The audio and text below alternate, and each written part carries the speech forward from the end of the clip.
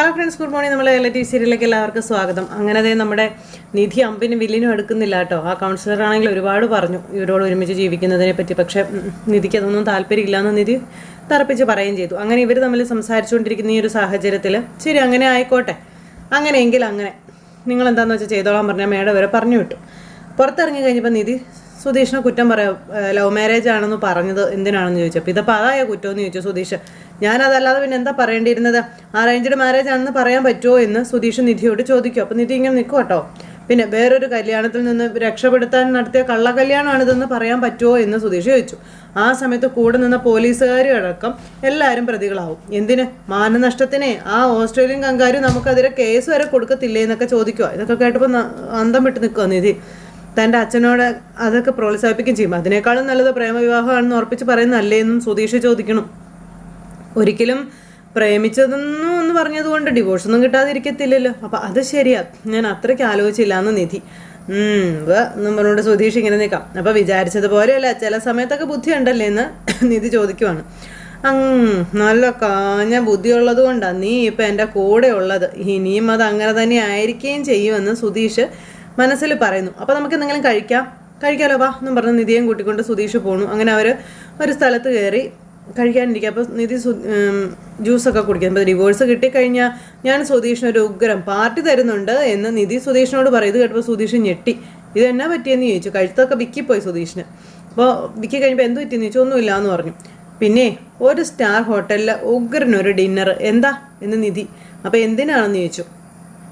ഞാനായിട്ട് നിങ്ങളെ ഇങ്ങനെ ഒരു പ്രശ്നത്തിൽ കുടിക്കിയതല്ലേ, കുറച്ച് നാളുകൂടി കഴിഞ്ഞാൽ ഈ പ്രശ്നത്തിൽ നിന്ന് സുധീഷ് ഫ്രീ ആകുമല്ലോ എന്ന് നിധി. അപ്പോൾ ഒരു ട്രീറ്റ് തന്ന് ഹാപ്പി ആക്കേണ്ടത് എൻ്റെ ഉത്തരവാദിത്വം അല്ലേ എന്നൊക്കെ നിധി ഇങ്ങനെ ചോദിക്കുക. അപ്പോഴത്തേക്കും സുധീഷ് ഇങ്ങനെ നോക്കുക നിധി. ഇവളിത് എന്തോന്ന് സാധനം, എൻ്റെ ദൈവമേ, എൻ്റെ ഫീലിങ്സ് എന്താണെന്ന് അല്പം പോലും മനസ്സിലാകുന്നില്ലല്ലോ ഇവൾക്ക് എന്ന് പറഞ്ഞുകൊണ്ട് നമ്മുടെ സുധീഷ് ഇങ്ങനെ അവിടെ ഇരിക്കുക. അപ്പം നിധി ആണെങ്കിൽ ഇതൊന്നും മൈൻഡ് പോലും ആക്കുന്നില്ല, സ്വന്തം കാര്യം അതങ്ങനെ നോക്കിക്കൊണ്ട് അങ്ങനെ ഇരിക്കുന്നു. ആലോചിക്കുമ്പോൾ ഒരു വിഷമമൊക്കെ ഉണ്ട്. അപ്പോൾ എന്ത് വിഷമമാണെന്ന് ചോദിച്ചു സുധീഷ്. അല്ല, നിങ്ങൾക്ക് വേറൊരു കല്യാണം ആലോചിക്കുമ്പം സെക്കൻഡ് മാരേജ് ആണെന്ന് പറയും എന്ന് നിധി. അത് ആലോചിക്കുമ്പോൾ ഒരു സങ്കടം. അപ്പം അത് സാരമില്ല മേഡം, ഞാൻ പെണ്ണാലോചിക്കുമ്പോൾ മേഡത്തെയും വിളിക്കാം. എന്നിട്ട് ഇതൊരു അഡ്ജസ്റ്റ്മെൻറ്റ് കല്യാണമായിരുന്നു എന്നും അതല്ലാതെ ഞങ്ങൾ തമ്മിൽ യാതൊരു ബന്ധവും ഉണ്ടായിരുന്നില്ല എന്നും മേഡം ആ കുട്ടിയെ പറഞ്ഞ് ബോധ്യപ്പെടുത്തിയാൽ മതി. അത് ഓക്കെ ആയിട്ടുള്ള കാര്യമാണ്, ഉഗ്രൻ ഐഡിയ, അത് ഞാൻ ചെയ്തോളാം, ഞാൻ ഉറപ്പായിട്ടും വരുമെന്ന് പറഞ്ഞു. അപ്പോൾ അങ്ങനെ നമ്മുടെ നിധിയും സുധീഷും കൂടി ഇതിനെപ്പറ്റി സംസാരിച്ചുകൊണ്ട് കഴിച്ചുകൊണ്ടും ഇരിക്കുന്നു. അപ്പോഴത്തേക്ക് ഈ പപ്സാണ് നമ്മുടെ സുധീഷ് കഴിച്ചത്. അപ്പോൾ അതിൻ്റെ പൊടികളൊക്കെ ഇങ്ങനെ മീശയിലും അതുപോലെ തന്നെ ചുണ്ടിൻ്റെ സൈഡിലൊക്കെ പറ്റി. അപ്പോൾ അതേ പൊടിയിരിക്കുന്നെന്ന് പറഞ്ഞു. അപ്പോൾ ചുണ്ടിൻ്റെ സൈഡിൽ പപ്സ് ഇരിപ്പുണ്ടെന്ന് പറഞ്ഞു. അപ്പോഴത്തേക്ക് നമ്മുടെ സുധീഷ് ഇപ്പുറം സൈഡിൽ തൂത്ത് കളഞ്ഞു. അവിടെയല്ല ഇപ്പുറത്താന്ന് പറഞ്ഞു. അപ്പോൾ സുധീഷ് ഇങ്ങനെ തൂത്തപ്പോൾ പോയില്ല എന്നും പറഞ്ഞുകൊണ്ട് അവിടെ ഇരിക്കുന്ന ഒരു ടിഷ്യൂ എടുത്ത് തുടച്ചു കൊടുത്തു. അത് സുധീഷിന് അങ്ങോട്ട് അങ്ങ് ഇഷ്ടമായി. സുധീഷ് നേരത്തേക്ക് മുഖത്ത് മൊത്തം പപ്സിൻ്റെ പൊടിയാക്കി വെച്ചിരിക്കുകയാണ്. നിധി നോക്കിയപ്പോൾ ചുണ്ടിൻ്റെ ചുറ്റിനും മുഴുവനും പപ്സിൻ്റെ പൊടി. എന്നിട്ടൊരു നോട്ടം നോക്കി ഇങ്ങനെ ഇരിക്കുക. അപ്പോൾ നിധി ഇങ്ങനെ നോക്കിയപ്പോൾ ആ ഏരിയ ഫുള്ളിങ്ങനെ ആ പൊടി. അപ്പോൾ അതേ വീണ്ടും ഇതായി എന്നിങ്ങനെ പറഞ്ഞപ്പോൾ ആണോ തുടച്ചോളൂ എന്ന് പറഞ്ഞുകൊണ്ട് ടിഷ്യൂ എടുത്ത് കൊടുത്തു. തന്നെ തുടച്ചോളാൻ പറഞ്ഞു. അങ്ങനെ സുധീഷ് തന്നെ എല്ലാം തുടച്ചു. അങ്ങനെ തുടച്ച് ചമ്മി അവിടെ അങ്ങനെ ഇരിക്കുക. അപ്പോൾ അതെ എന്താ ഈ ഡിവോഴ്സിന് അപ്ലൈ ചെയ്തിട്ട് ഇങ്ങനെ ജോളിയായിട്ട് ഭക്ഷണം കഴിക്കുന്ന കപ്പിൾസ് നമ്മളായിരിക്കും അല്ലേ എന്ന് സുധീഷ്. അപ്പോൾ കപ്പിളോ അല്ലേ? അല്ല, ഒരാണും പെണ്ണും അങ്ങനെ പറയാമല്ലോ അല്ലേ? അത് ശരിയാണെന്ന് നമ്മുടെ നിധി. അതിനൊരു കാരണമുണ്ട്. എന്ത് കാരണമാണ്? സിമ്പിളായിട്ടുള്ള കാരണമല്ലേ അത്. നമ്മൾ മനസ്സുകൊണ്ട് പോലും ഒരിക്കലും ഭാര്യയും ഭർത്താവുമായിട്ട് പരിഗണിച്ചിട്ടില്ല. അതുകൊണ്ട് തന്നെ പിരിയുമ്പോൾ അങ്ങനൊരു വിഷമോ ദേഷ്യമോ പകയോ ഇതൊന്നും നമുക്കില്ല, അതുണ്ടാകേണ്ട കാര്യമില്ല. അപ്പം നമ്മൾ എപ്പോഴും ഫ്രണ്ട്സ്, ഇനി അങ്ങോട്ടും ഒള്ളി ഫ്രണ്ട്സ്, അങ്ങനെയല്ലേ എന്നൊക്കെ ചോദിച്ചു. അതാ ഇങ്ങനെ ഇരുന്ന് പബ്സൊക്കെ കഴിക്കാൻ പറ്റുന്നത്. അങ്ങനെ നമ്മുടെ നിധിയും സുധീഷും കൂടി ഇങ്ങനെ ഇരുന്ന് ഇതിനെപ്പറ്റി സംസാരിച്ച് ഫുഡൊക്കെ കഴിക്കുക. അപ്പോൾ അങ്ങനെ ഭക്ഷണം കഴിച്ചുകൊണ്ടിരിക്കുന്ന സമയത്ത് നമ്മുടെ നിധിയെ തന്നെ സുധീഷ് ഇങ്ങനെ നോക്കിയിരിക്കും കേട്ടോ. അപ്പം എന്താ നോക്കുന്നേ എന്ന് നിധി ചോദിച്ചു. അപ്പോൾ ഇന്ന് കാണാൻ വലിയ വ്യത്യാസം ഉണ്ടെന്ന് പറഞ്ഞു.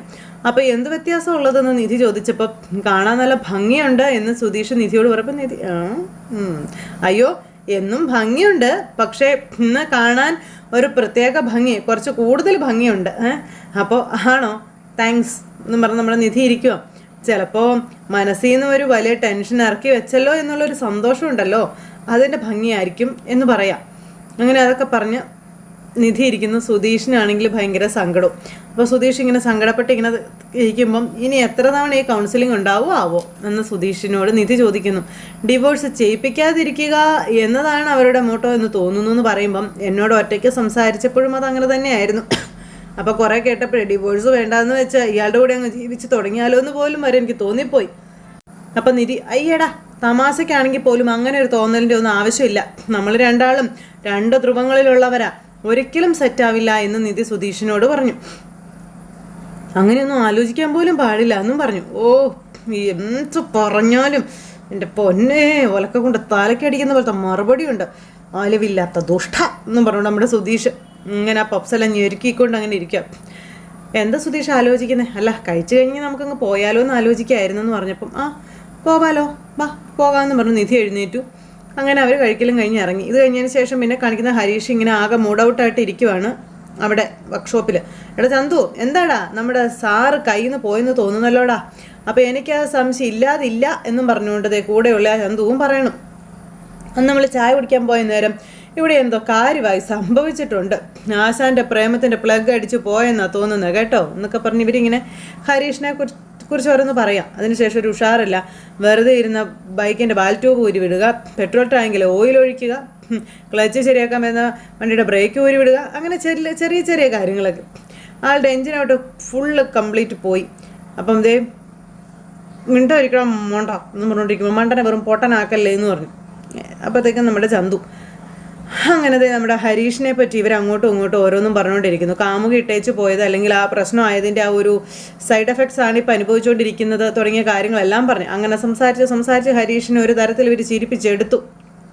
നമ്മുടെ ആശാൻ ചാർജായി എന്ന് പറഞ്ഞുകൊണ്ട് ഇവരിങ്ങനെ ഓക്കെ ആക്കി. അത് കഴിഞ്ഞപ്പോഴത്തേക്കും ഹരീഷിന് ഫോണൊന്ന് വിളിക്കണം നീതു ആണെന്നുണ്ടെങ്കിൽ ഇങ്ങനെ വല്ലാത്തൊരിതിലേക്കപ്പോഴത്തേക്കും ഹരീഷ് പെട്ടെന്ന് മെസ്സേജ് അയച്ചു. പക്ഷേ ഇത് നീതു കണ്ടു, പക്ഷെ നീതു റിപ്ലൈ കൊടുക്കുന്നില്ല, മിണ്ടണ്ട പറഞ്ഞുകൊണ്ട് ഇങ്ങനെ ഇരിക്കും അവിടെ. ആ സമയത്ത് ഇവർ രണ്ടുപേരും കൂടെ ബൈക്കിൻ്റെ പുറകിൽ കയറി ഇരുന്ന് പോയ കാര്യങ്ങളൊക്കെ ഇങ്ങനെ ആലോചിക്കുക. പെട്ടെന്ന് എന്തോ അവൻ ടൈപ്പ് ചെയ്യുന്നുണ്ടല്ലോ എന്നും പറഞ്ഞുകൊണ്ട് ഇങ്ങനെ നീതു ഇങ്ങനെ ഇരുന്ന് ഇങ്ങനെ ആകാംക്ഷയോടെ ഇരിക്കുക കേട്ടോ. നീതുവിന് ഭയങ്കര സന്തോഷമായേ, എന്നെ ചെയ്യണ്ടേന്നും അറിയത്തില്ല. അപ്പോഴത്തേക്ക് ഹരീഷ് അവിടെ ഇങ്ങനെ വല്ലാത്തൊരിതിലിങ്ങനെ ഇരിക്കുക. ടൈപ്പ് ചെയ്യണോ? അപ്പോൾ എന്താ ഇപ്പം ഞാൻ ടൈപ്പ് ചെയ്യുക, അല്ലെങ്കിൽ വേണ്ട എന്നും പറഞ്ഞുകൊണ്ട് നമ്മുടെ ഹരീഷ് അതെല്ലാം ഡിലീറ്റ് ചെയ്തു. അപ്പോഴത്തേക്കും തന്നെ ഇത് ഇവനൊന്നും അയക്കുന്നില്ലല്ലോ എന്നും പറഞ്ഞുകൊണ്ട് നമ്മുടെ നീതുവിന് ആകെ ഒരു ഇത്.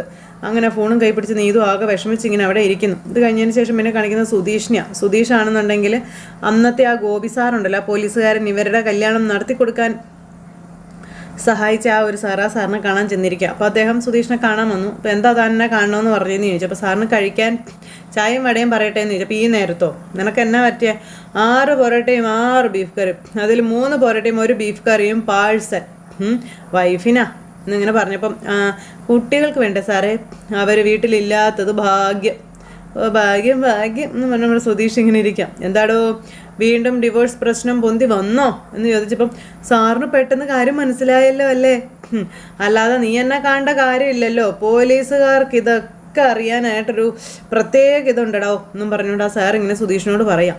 സാറേ എല്ലാം കൈവിട്ട് പോയി സാറേ എന്ന് പറഞ്ഞ സുധീഷ്. ഈ കാര്യത്തിൽ സാർ ഇടപെട്ടെന്ന് കരുതി സാറിന് ഒരു പ്രശ്നം ഉണ്ടാകാൻ പോകുന്നില്ല, ആ ഉറപ്പ് ഞാൻ തരാം സാറേ. സാർ ഇവിടുത്തെ സ്റ്റേഷനിലെ ഇൻസ്പെക്ടർ എൻ്റെ ലൈസൻസ് പിടിച്ചു വെച്ചിരിക്കുക, അതുകൊണ്ട് പണിയില്ലാതിരിക്കുകയാണെന്നും ഇത്തവണ സാറ് കുറച്ച് നാളത്തേക്കൊന്ന് അഡ്ജസ്റ്റ് ചെയ്യണമെന്നും പറഞ്ഞു. ലൈസൻസ് പിടിച്ചു വയ്ക്കാനോ? എന്തിന്? അത് പിന്നെ SP മകന് വണ്ടി ഇടിച്ചേ, അതേപ്പറ്റി തർക്കം ഉണ്ടായപ്പോഴേ ഞാൻ അവനെ ചെറുതായിട്ടൊന്ന് പൊട്ടിച്ചു, കേസായിപ്പോയി. ഇത്രയൊക്കെ ഉണ്ടാക്കി വെച്ചിട്ടാണോ താൻ എന്നെ ഹെൽപ്പ് ചെയ്യാൻ വിളിച്ചതെന്ന് ചോദിച്ചു. എൻ്റെ തൊപ്പി തെറിപ്പിക്കുമെന്നുള്ള വാശിയിലാണോ താനെന്നൊക്കെ ചോദിക്കുമ്പോൾ അത് പിന്നെ ഈ ഒരു കാര്യത്തിൽ എനിക്ക് സാറല്ലാതെ വേറെ ഒരാളില്ല, ഒന്ന് ജോലിക്ക് കയറിയ സാറ് പറഞ്ഞ് എന്ത് വേണമെങ്കിലും ഞാൻ ചെയ്തു തരാമെന്ന് സുധീഷ് ഒരൊറ്റ തവണ കൂടി ഒരു ഫോൺ കോൾ പ്ലീസ് സാർ എന്നും പറഞ്ഞുകൊണ്ട് നമ്മുടെ സുധീഷ് പറഞ്ഞപ്പോൾ നോക്കാം. അങ്ങനെ ഇരിക്കുന്നു അവിടെ അവർ. പിന്നെ കാണിക്കുന്ന സുഭാഷ് ജോലിയൊക്കെ കഴിഞ്ഞ് വന്നു. നികേഷ് അവിടെ ഇരിക്കുക, നിധി അവിടെ ഓരോരുത്തർ എവിടെയെന്നൊക്കെ ചോദിച്ചു. അപ്പോൾ നിധി വന്നു കഴിഞ്ഞപ്പോഴത്തേക്കും മോളെ എങ്ങനെയുണ്ട്, പ്രശ്നങ്ങളോ വല്ലതും ഉണ്ടായിരുന്നോ, കുഴപ്പമൊന്നുമില്ലല്ലോ അല്ലേ എന്നൊക്കെ ചോദിക്കുക. ഇന്ന് ഡിവോഴ്സിന് പറ്റേ ഇല്ല, ഒരു പ്രശ്നവും ഇല്ല എന്ന് പറഞ്ഞു. ഡിവോഴ്സിന് അപ്ലൈ ചെയ്തല്ലേ എന്ന് ചോദിച്ചപ്പം ചെയ്തെന്ന് പറഞ്ഞു. എത്ര നാളെടുക്കും? അത്ര പെട്ടെന്നൊന്നും ആവില്ല അല്ലേ ഏട്ടത്തി എന്ന് നികേഷ് ചോദിച്ചപ്പം അതെ മിനിമം 6 മാസമാണെന്ന് പറഞ്ഞു. 6 മാസം എടുക്കുമല്ലേ എന്ന് ചോദിച്ചു സുഭാഷ്. അതെ കോടതിയുടെ പ്രൊസീജിയർ ഉണ്ടല്ലോ സുഭാഷേട്ടെ, ഇൻഡിവിജ്വൽ കൗൺസിലിംഗ്, രണ്ടുപേരും ചേർന്നുള്ള ഒരു കൗൺസിലിംഗ്, അങ്ങനെയൊക്കെ ഒരുപാട് കാര്യങ്ങളുണ്ട്. അപ്പോൾ കൗൺസിലിംഗ് എന്ന് വെച്ചാൽ എന്താണെന്ന് ചോദിച്ചു. എന്ന് വെച്ചാൽ ഒരാൾ നമ്മളോട് ഒരുമിച്ച് ജീവിക്കുന്നതിനെ പറ്റിയുള്ള കാര്യങ്ങളൊക്കെ സംസാരിക്കും, അതുപോലെ നമ്മുടെ പ്രശ്നങ്ങളെല്ലാം ചോദിച്ചറിയും, അങ്ങനെ ആ ഒരു കാര്യങ്ങളൊക്കെ പറഞ്ഞു കൊടുക്കുവാണ്. അപ്പോൾ അതേ നമ്മുടെ സുധീഷ് ആ സാറുമായിട്ട് സംസാരിക്കുന്നു. സാറാണ് ഇത്തവണത്തേക്ക് മാത്രമേ ഞാൻ ക്ഷമിക്കുള്ളൂ, ഇനി താൻ ഈ മാതിരി പരിപാടിയും കൊണ്ടുവന്നൊന്നും നടക്കുകയല്ല കേട്ടോ എന്നൊക്കെ പറഞ്ഞുകൊണ്ട് സാർ ഇങ്ങനെ പറയാം. അങ്ങനെ എല്ലാം പറഞ്ഞു ഇങ്ങനെ സംസാരിച്ചുകൊണ്ടിരിക്കുന്നു. അത് കഴിഞ്ഞപ്പോഴത്തേക്കും നിധിയുടെ ഫോണിലേക്ക് ഒരു കോള് വരുന്നു. നിധിയാണെന്നുണ്ടെങ്കിൽ ആ ഫോൺ എടുത്ത് പുറത്തേക്ക് വന്നു. ഹലോ പറയണം സാർ. അപ്പോൾ ഒരു കാര്യം കേട്ടല്ലോ, ശരിയാണോ എന്നാ സാറ് ചോദിക്കുക. എന്താ, ഞാൻ അന്നേ പറഞ്ഞതല്ലേ ഈ വക കാര്യത്തിനൊന്നും ഇറങ്ങി പുറപ്പെടണ്ടെന്ന്. അപ്പോൾ ഇതിപ്പോൾ വക്കീലിനെ കാണുക മാത്രമല്ല കോർട്ടിൽ കേസ് ഫയൽ ചെയ്യുകയും ചെയ്തില്ലേന്ന് ചോദിച്ചു. അപ്പോൾ സുധീഷ് തൊട്ടരികിൽ നിന്നൊക്കെ പറയിപ്പിക്കാം. അല്ല കുട്ടി എന്താ വിചാരിക്കുന്നേ, ഈ ഡിവോഴ്സ് എന്ന് പറയുന്നത് കുട്ടികളിയാണെന്നാണോ എന്ന് ചോദിച്ചു. അപ്പം ഇതൊക്കെ സാറിനോട് ആരാ പറഞ്ഞത് എന്ന് ചോദിച്ചപ്പം അയ്യോ ഞാനൊന്നും പറയരുതെന്ന് പറഞ്ഞിട്ട് സുധീഷ് എന്താ പറഞ്ഞേ, അല്ല സാറിനോട് ഇതൊക്കെ ആരാ കൃത്യമായിട്ട് പറഞ്ഞതെന്ന്. അപ്പോൾ സാറേ ആരാണെന്നുള്ളതിലല്ല, അത് ചെയ്യാൻ പാടില്ല എന്നതാണ് പ്രധാനം എന്ന് പറയാൻ സുധീഷ് പറഞ്ഞു കൊടുക്കാം. ആര് പറഞ്ഞു എന്നുള്ളതിലല്ല പ്രശ്നം, കുട്ടി എന്തിനാണത് ചെയ്തത് അതാദ്യം പറയാൻ പറഞ്ഞു. അപ്പം അത് പിന്നെ സാർ ഇതങ്ങോട്ട് ശരിയാകുന്നില്ല എന്ന് പറഞ്ഞു. ശരിയാകുന്നില്ല എന്ന് വെച്ചാൽ ആർക്ക് ശരിയാകുന്നില്ലെന്ന്? അപ്പം ഞങ്ങൾക്ക് 2 പേർക്കും അത് ശരിയാവില്ല സാർ, അതുകൊണ്ടാണ് 2 പേരും കൂടി ഇങ്ങനെ ഒരു തീരുമാനം എടുത്തത് എന്ന് പറഞ്ഞപ്പം അതെങ്ങനെ ശരിയാകും? സ്വന്തം ഇഷ്ടപ്രകാരം കല്യാണം കഴിച്ചിട്ട് 6 മാസം പോലും ഒരുമിച്ച് ജീവിച്ചിട്ടില്ല, അപ്പോഴേക്കും ഡിവോഴ്സോ എന്നും ചോദിച്ചുകൊണ്ട് ഇങ്ങനെ സാർ നിധിയോട് ചോദിക്കുക. അതെങ്ങനെയാണ് ശരിയാകുന്നേ? എത്ര കഷ്ടപ്പെട്ടിട്ടാണ് ഞങ്ങൾ നിങ്ങളുടെ കല്യാണം നടത്തിയത്, ആ ഒരു എഫേർട്ടിന് എന്താ ഒരു വിലയില്ലേന്നൊക്കെ ആ സാറ് ചോദിക്കുമ്പോൾ നിധി ആകെ വല്ലാത്ത രീതിയിൽ ഇങ്ങനെ നിൽക്കുക. സാറേ ഡിവോഴ്സിൻ്റെ കാര്യം അവളുടെ വീട്ടിൽ അറിയാമോ എന്ന് ചോദിക്കുക. സാർ അതുപോലെ തന്നെ തിരിച്ച് ചോദിക്കുക, കുട്ടി ഡിവോഴ്സ് അപ്ലൈ ചെയ്യുന്നു എന്നുള്ള കാര്യം കുട്ടിയുടെ വീട്ടിലറിയാമോ എന്ന് ചോദിച്ചപ്പം ഇല്ല സാർ അറിയില്ല എന്ന് പറഞ്ഞു. എന്താ കുട്ടി ഇത്, കല്യാണം കഴിക്കാൻ പോകുന്ന കാര്യമോ വീട്ടിൽ പറഞ്ഞില്ല, ഡിവോഴ്സ് ആകുന്ന കാര്യവും പറയുന്നില്ല. ഇതൊക്കെ കുട്ടിയുടെ വീട്ടുകാരറിഞ്ഞാൽ എന്താകുമെന്ന് കുട്ടി ഒന്ന് ആലോചിച്ച് നോക്ക് എന്നും ആ സാറ് പറയുമ്പോൾ നിധി അന്തം വിട്ട് നിൽക്കുക. നിങ്ങൾക്കിതൊക്കെ ഒരു തമാശയാണോ? അപ്പോൾ ഒരിത്തിരി അങ്ങ് വരട്ടിക്കോ. അപ്പോൾ എന്ത് വരട്ടെ, ഡിവോഴ്സ് അപ്ലൈ ചെയ്താൽ പോലീസ് അറസ്റ്റ് ചെയ്ത് ലോക്കപ്പിലിടുന്ന് പറഞ്ഞു. ഒന്നും മിണ്ടാരിടാ എന്നാ സാർ ഇങ്ങനെ പറയുക. ദേ ഒരു കാര്യം ചെയ്യുക, മര്യാദയ്ക്ക് കോർട്ടിൽ നിന്ന് ഡിവോഴ്സിന് അപേക്ഷ പിൻവലിക്കാൻ ആ സാറ് നിധിയോട് പറയണു. ദേ അല്ലെങ്കിൽ ഞാൻ ഇയാളുടെ വീട്ടിൽ പോയി എന്താണ് നിങ്ങളുടെ മകൾ ഇങ്ങനെ ചെയ്യുന്നതെന്ന് ചോദിക്കുമെന്ന് പറഞ്ഞപ്പോൾ സാർ എന്താ ഇത്, അല്ലാതെ കുട്ടി എന്താ വിചാരിച്ചു വെച്ചിരിക്കുന്നേ? പോലീസ് എന്ന് പറഞ്ഞാൽ കല്യാണം നടത്താൻ മാത്രം ഇരിക്കുന്ന ആൾക്കാരാണെന്നാണോ? അങ്ങനെയല്ലല്ലോ, നിങ്ങൾ നല്ല രീതിയിലാണോ കഴിയുന്നത് എന്ന് ഞങ്ങൾ അന്വേഷിക്കും, അത് ഞങ്ങളുടെ കടമയാണെന്നും മനസ്സിലായോ എന്ന് ആ സാറ് പറയുമ്പോൾ എന്തായാലും പെട്ടെന്ന് ഇതുമാതിരിയുള്ള പരിപാടിയൊന്നും ഒപ്പിക്കാൻ നോക്കണ്ട കേട്ടല്ലോ. ഇനിയും ഡിവോഴ്സ് എന്നും പറഞ്ഞ് പോകാനാണ് പരിപാടി എങ്കിൽ ഞാൻ ഇങ്ങനെ വിളിക്കാൻ നിൽക്കില്ല, പറഞ്ഞില്ല എന്ന് വേണ്ട എന്നും പറഞ്ഞ് ആ സാർ അങ്ങനെ പോവുക. അപ്പോൾ ആ സാറ് ഫോൺ കട്ട് ചെയ്ത് അങ്ങ് പോയി കഴിഞ്ഞപ്പോഴത്തേക്കും നമ്മുടെ സുധീഷ് സാറിനെ അങ്ങ് പൊക്കി അങ്ങ് ആകാശത്തിന് മേളിൽ നിർത്തും. ഇങ്ങനെ എന്നെ പുകഴ്ത്തല്ലേ എന്ന് സാറ് പറഞ്ഞ കാശ് പറഞ്ഞ തീയതിക്കുള്ളിൽ എത്തിച്ചോളാം, അല്ലെങ്കിൽ ഇതൊക്കെ മാറ്റി പറയാനും ഗോപി പോലീസിന് പറ്റും കേട്ടോ. പറഞ്ഞ് മനസ്സിലായടാ? മനസ്സിലായി സാർ, ഞാൻ എല്ലാം ചെയ്തോളാം സാർ എന്ന് പറഞ്ഞ് സുധീഷ് ഇങ്ങനെ അവിടെ നിൽക്കുന്നു. നമ്മുടെ നിധി അവിടെ നിന്ന് ആലോചന തുടങ്ങി, ഇവരോട് ഇതൊക്കെ ആരായിരിക്കും പറയുന്നത്, ഇത്തരം കാര്യങ്ങളിൽ പോലീസ് ഇടപെടുന്നത് എന്തിനായിരിക്കും എന്നൊക്കെ നിധി ഇങ്ങനെ അവിടെ നിന്ന് ആലോചിക്കുന്ന ഒരു സിറ്റുവേഷൻ കാണിച്ച് ഇന്നത്തെ കഥ അവസാനിച്ചു. അപ്പോൾ എല്ലാവരും കാത്തിരുന്ന് കാണണേ. എല്ലാവർക്കും നല്ലൊരു ദിവസം ആശംസിക്കാം കേട്ടോ. വീണ്ടും കാണുന്നത് വരെ എല്ലാവർക്കും tata, see again, take care, bye bye. അതോടൊപ്പം നമ്മുടെ ചാനൽ ആദ്യമായിട്ട് കാണുന്നവരുണ്ടെങ്കിൽ ഒന്ന് സബ്സ്ക്രൈബും കൂടെ ചെയ്യണേ. തൊട്ടടുത്ത് കാണുന്ന ബെൽ ബട്ടൺ അമർത്തി കഴിഞ്ഞിട്ടുണ്ടെങ്കിൽ നമ്മുടെ വീഡിയോസിൽ എളുപ്പത്തിൽ കാണാൻ കഴിയുന്നതായിരിക്കും. അപ്പോൾ എല്ലാവർക്കും സീ യു.